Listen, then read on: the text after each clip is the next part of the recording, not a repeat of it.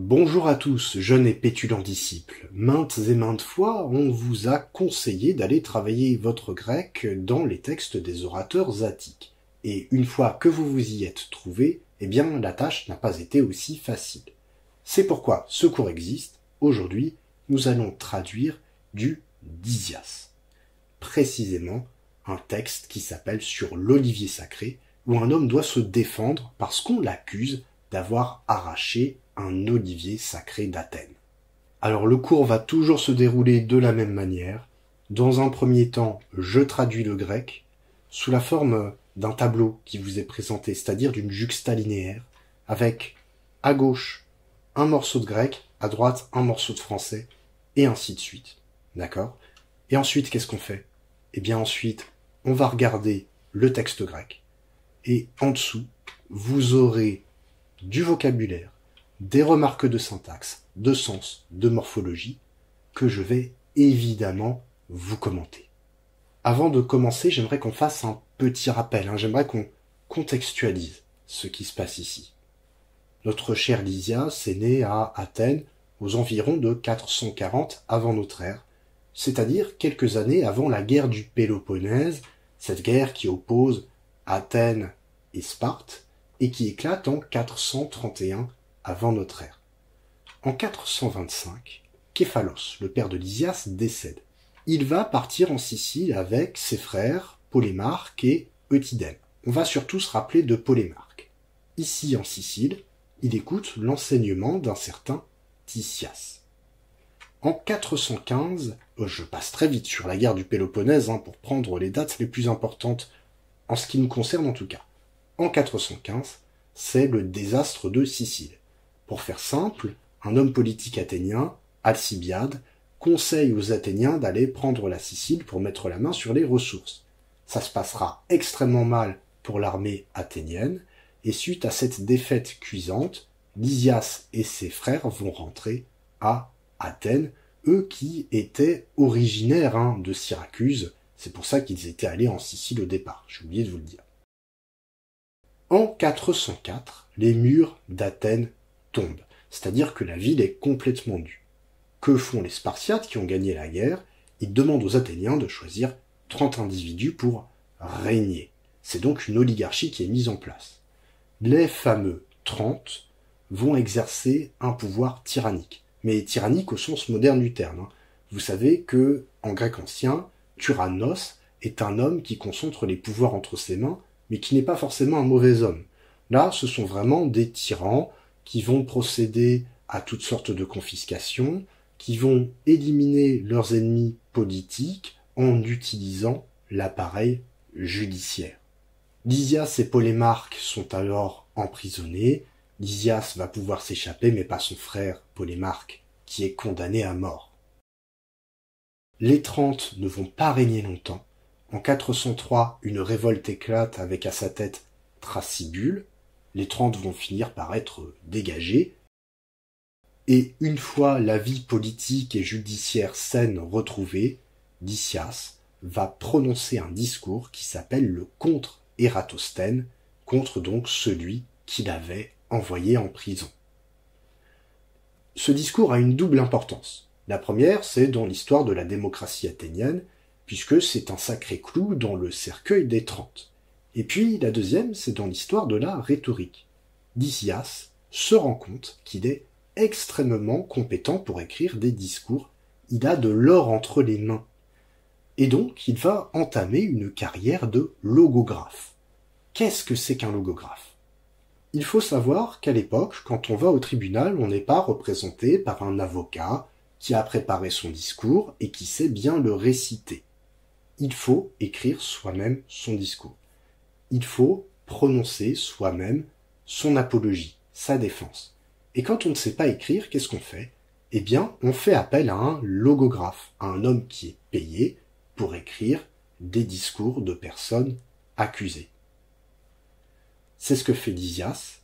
Il a un style particulièrement concis et efficace. Ce sont deux caractéristiques du style attique dont il est le plus noble représentant. Et ça marche particulièrement bien puisque ces discours simples, en plus, sont faciles à retenir. pour les gens qui n'ont pas l'habitude.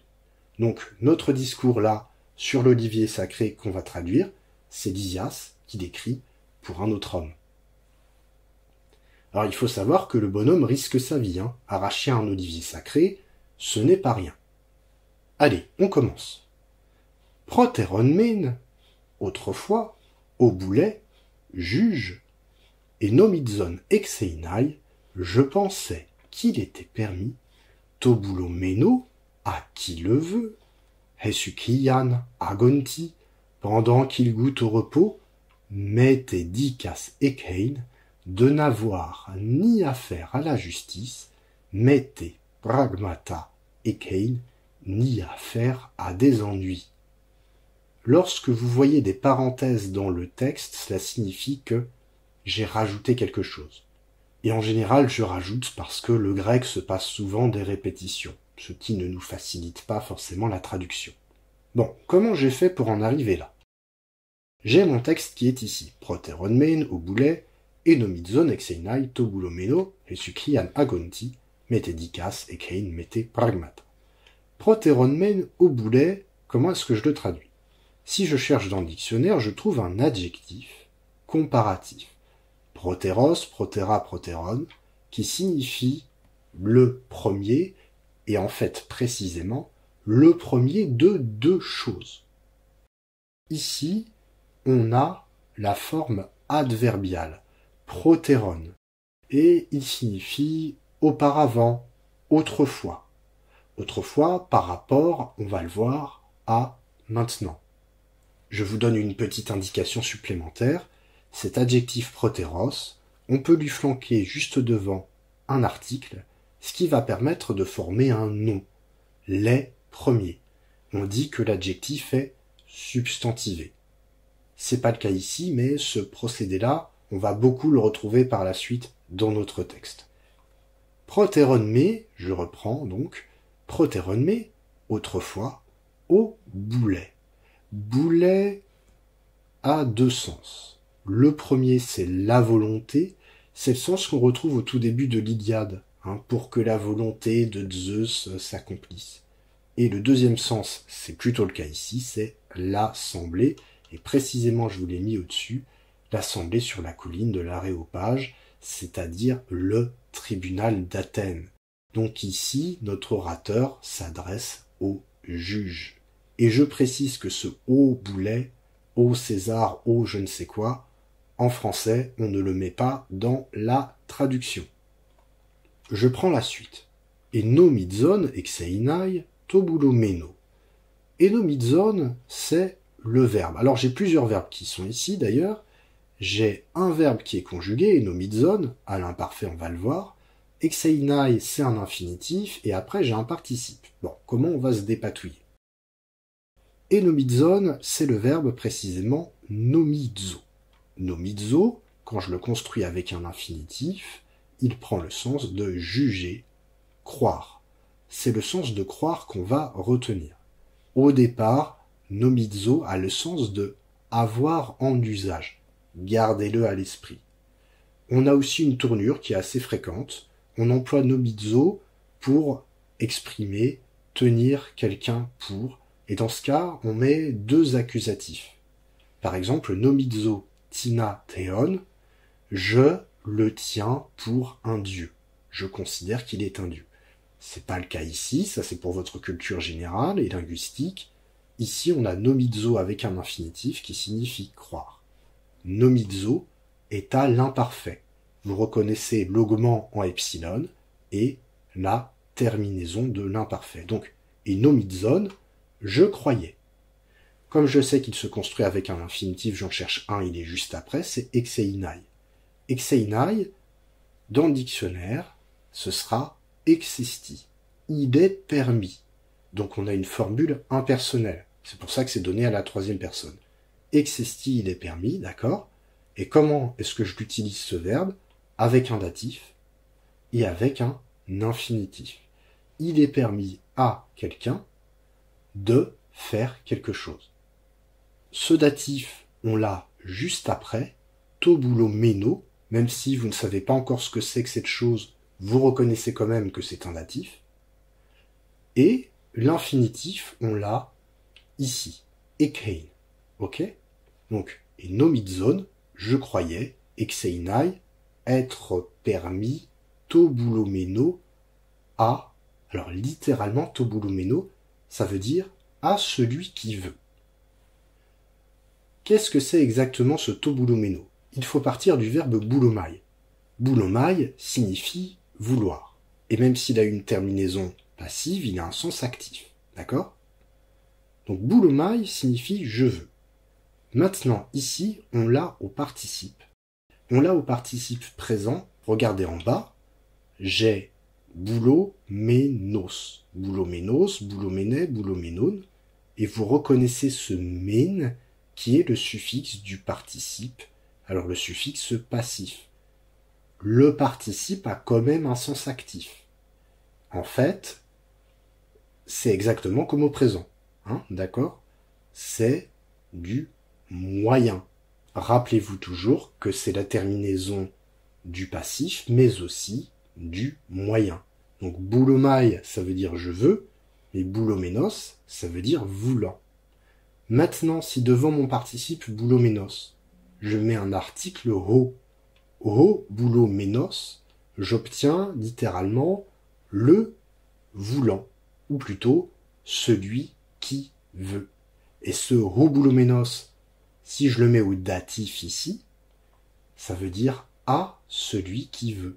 D'accord? Et j'en fais un complément pour mon verbe existi. Donc j'obtiens in fine, et nomizon, je croyais exeinai être permis, tobulomeno, à celui qui veut, ekein, etc., etc. Je laisse de côté le hesukian agonti, d'accord? Je le laisse de côté, on y reviendra plus tard. Je veux qu'on reste sur la construction de existi qui demande un datif et un infinitif. Donc, l'infinitif, ici, c'est ekein, le verbe echo, avoir, à l'infinitif, présent. Alors, echo est un verbe extrêmement fréquent, on va le retrouver dans diverses expressions. Par exemple, quand je rajoute he dike, dike normalement c'est la justice, eh bien, j'obtiens l'expression avoir un procès. Echo diken. Je peux aussi rajouter to pragma pragmatos, un neutre, qui ici signifie avoir des ennuis.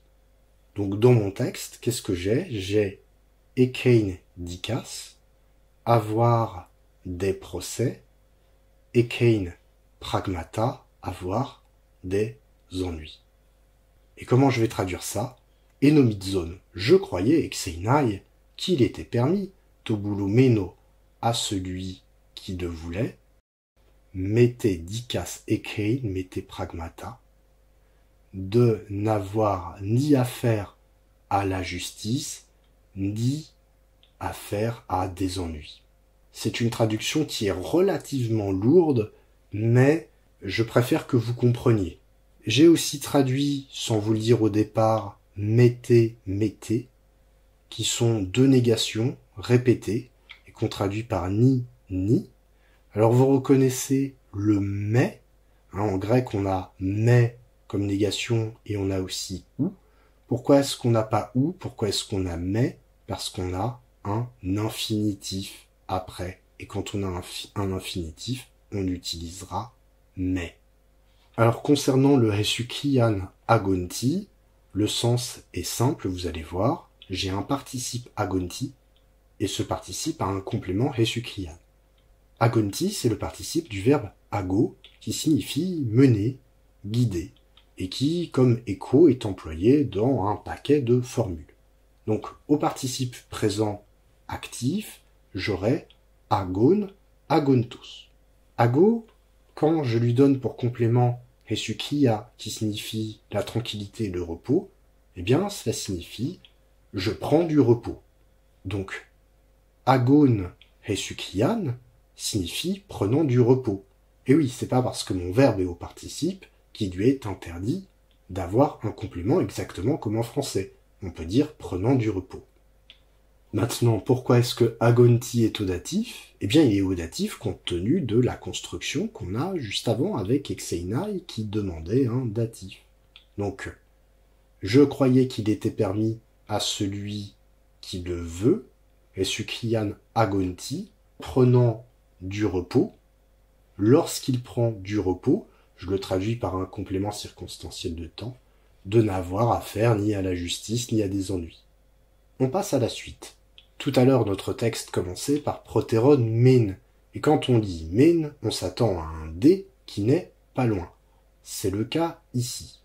Protéron men, autrefois, l'uni D, or à présent.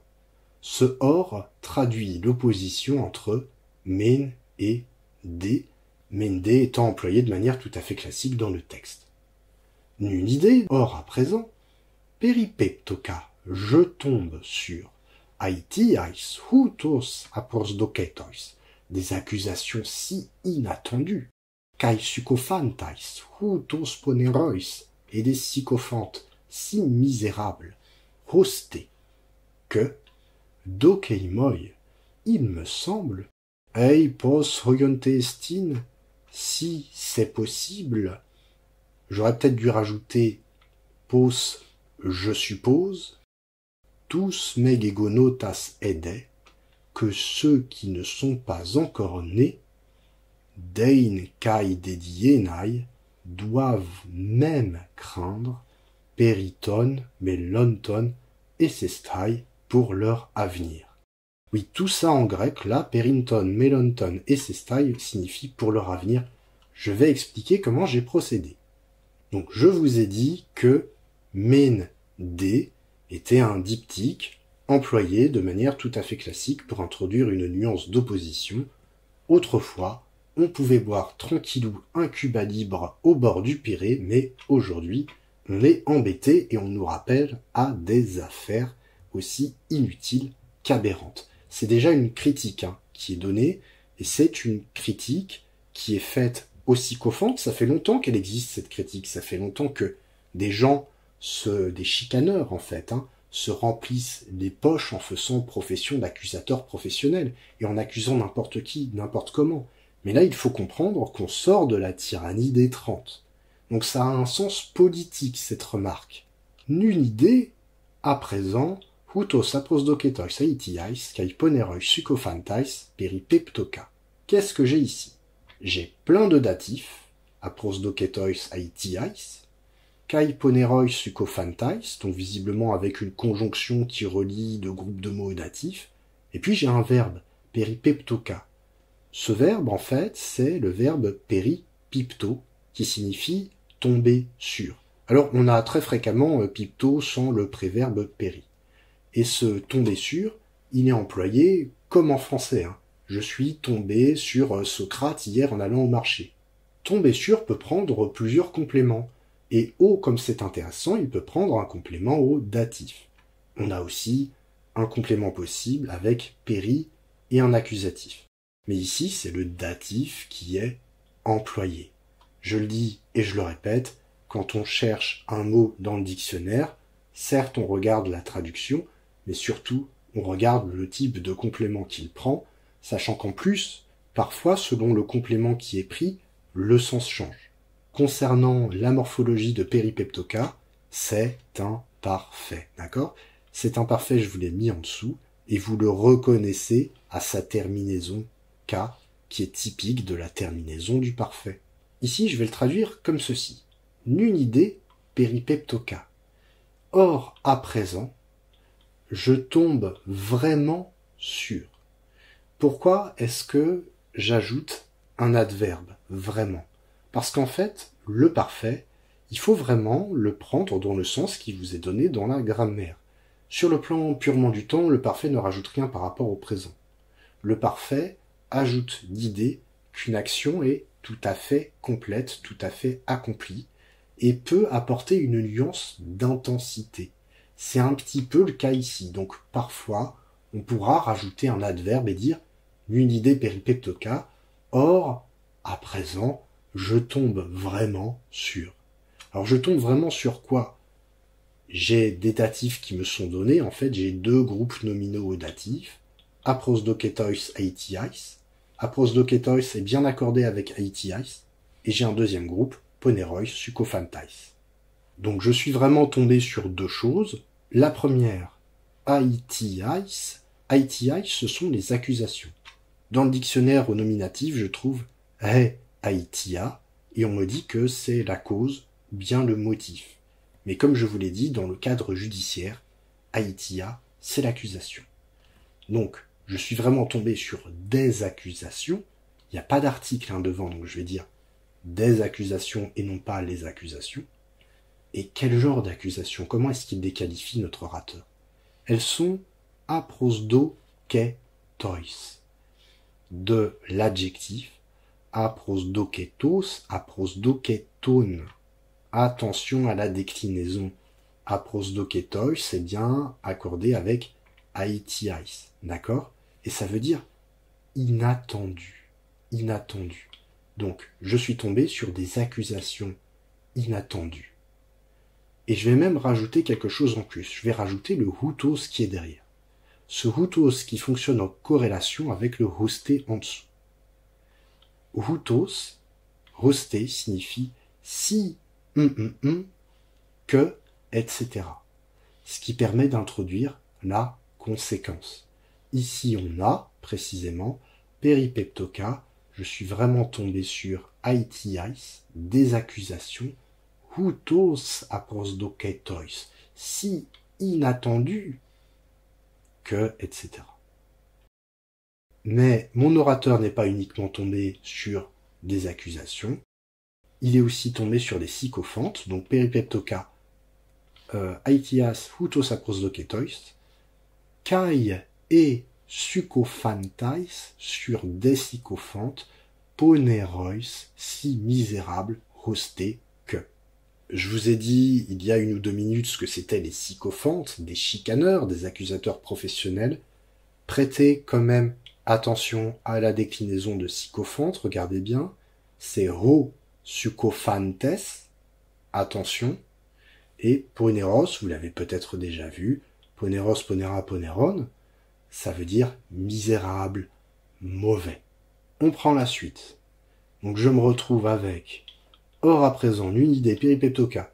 Je suis vraiment tombé utos aprosdoketos aitiais sur des accusations si inattendues qu'aiponeroi sucophantais et sur des sycophantes si misérables. Hosté que dokei moi.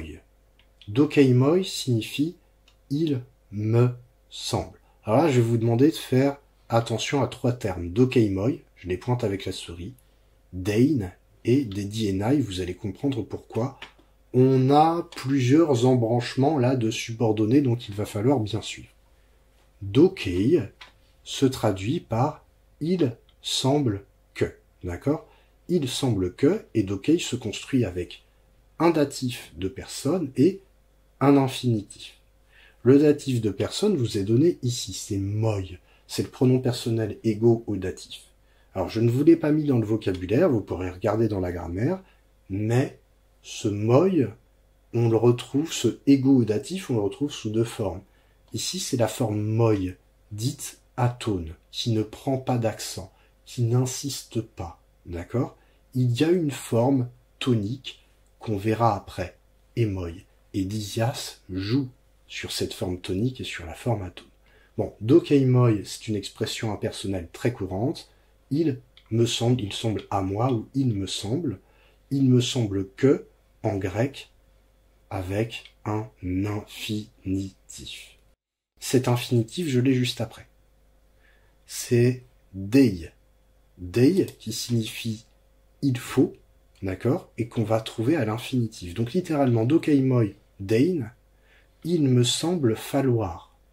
Et je vais tout de suite parler du kai qui est ici.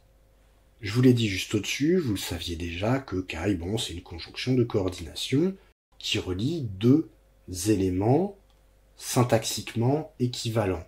2 éléments qui ont le même poids dans la phrase, 2 adjectifs, 2 noms, 2 propositions, etc. Vous allez voir qu'ici, si vous cherchez, vous ne trouverez pas 2 éléments équivalents syntaxiquement à relier par ce kai. En fait, ce kai a un sens adverbial. On va le traduire par aussi, même. Donc on se retrouvera avec dokei moi, il me semble, dein kai, même falloir. Et falloir quoi? Ou plutôt il me semble qu'il faut. Il faut quoi? Eh bien dei lui aussi demande comme complément un infinitif ou une proposition infinitive. Je vais souvent mettre infinitif pour proposition infinitive, d'accord? Donc dein va demander en tout cas un infinitif qui est ici.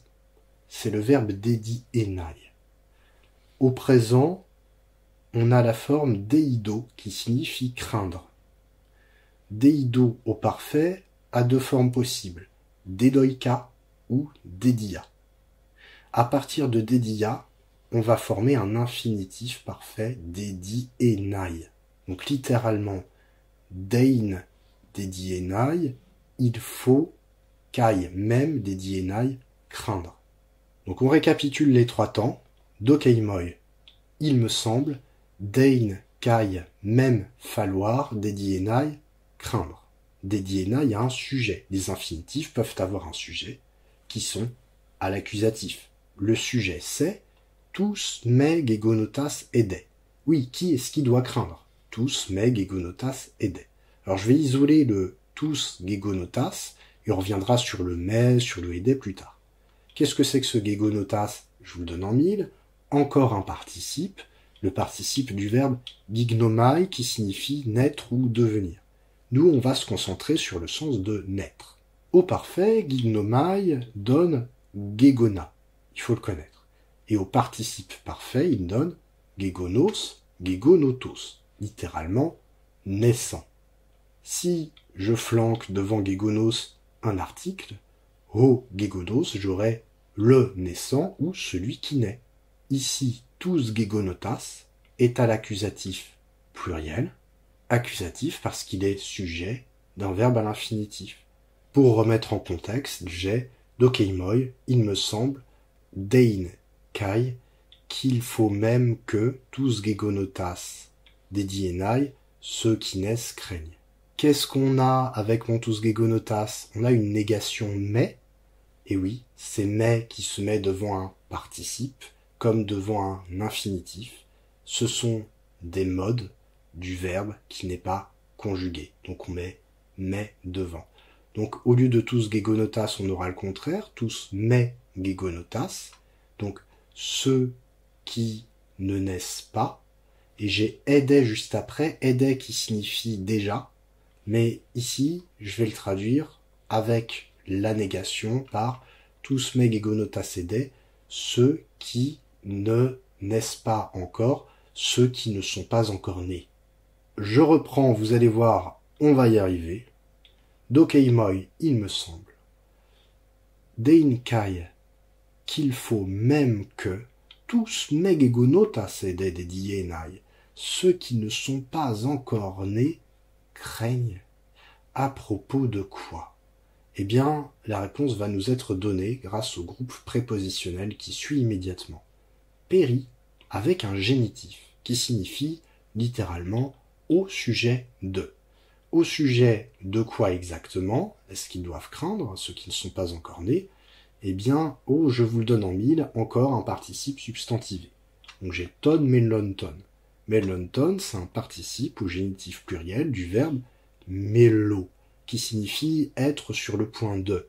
Et c'est un verbe qu'on emploie pour le futur proche. Un peu comme en français quand on dit « je vais faire ceci, je vais faire cela ». En français, c'est le verbe aller. En grec, c'est melo.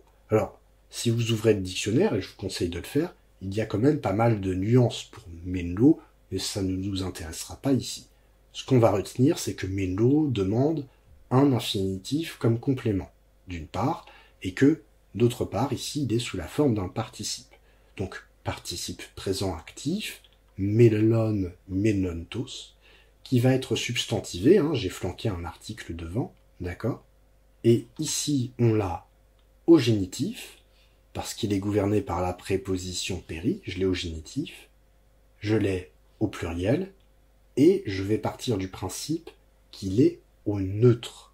Ce qu'il faut comprendre par là, c'est les choses qui sont sur le point de. C'est pas ceux qui sont sur le point de. Si je leur ai dit si c'était un masculin, là ce qu'il faut comprendre c'est periton mellonton au sujet des choses qui sont sur le point de. Il faut l'entendre comme un neutre pluriel.